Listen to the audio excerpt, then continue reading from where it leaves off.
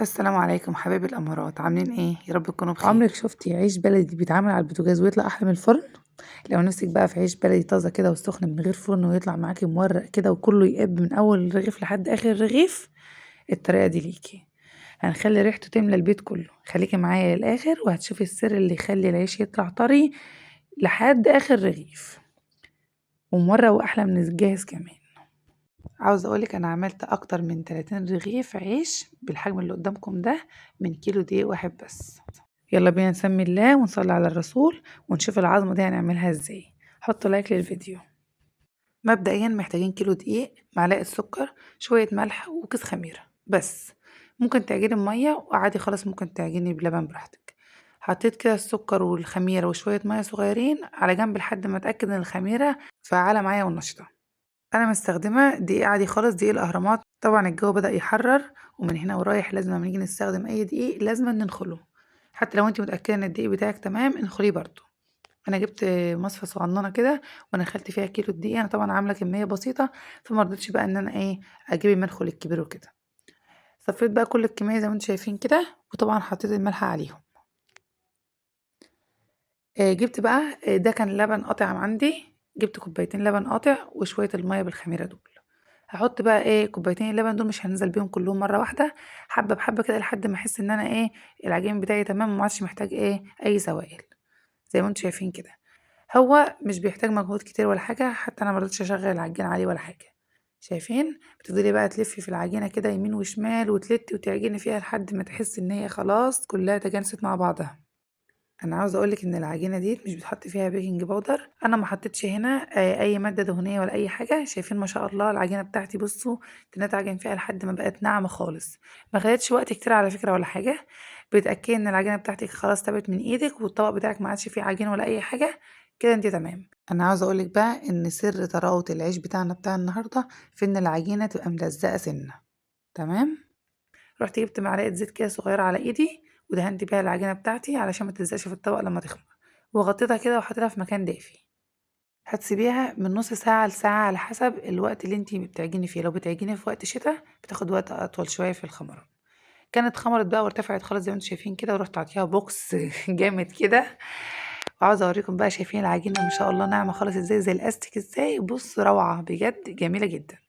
جبت صينية كده ورحت رشة فيها شوية دقيق، وهبدأ بقى أقرص يعني العجينة بتاعتي أو العيش بتاعي. أنا عملتهم 32 رغيف من الكيلو دقيق. هو كيلو بالظبط مش زيادة ولا أقل. كيلو بالظبط طلع لي 32، وممكن يزود لك عن كده لو انت هتصغري حجم العيش. بس أنا شايفة إن كده تمام أوي والحجم كان مناسب أوي معايا. خلصت كل الكمية زي ما انتم شايفين كده. هغطيها بقى علشان وشها ما ينشفش. اول كرة عيش انت عملتيها هي اللي انت هتبدأي بيها.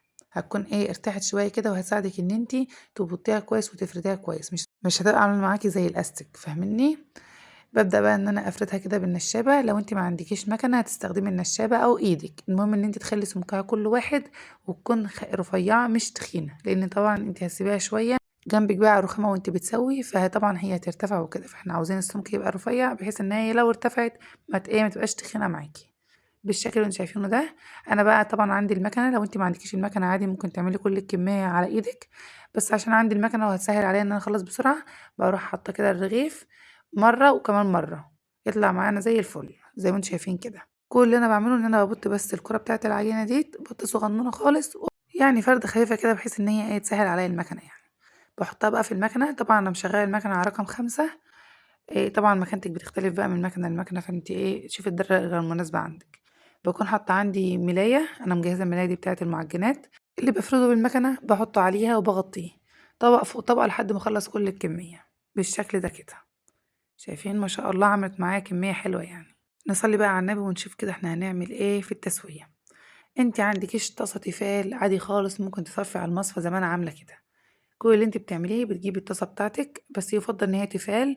يعني لما تكون تيفال هتسهل معاكي السوا احسن يعني. هتكوني معلية النار في الاول لحد ما الطاسة تسخن، وبعد كده بتخلي النار وسط.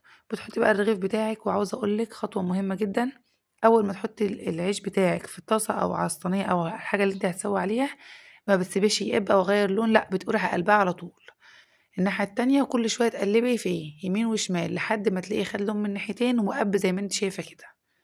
عاوزة اقول لك ان كل العيش اللي انا حطيته ما شاء الله قب معايا.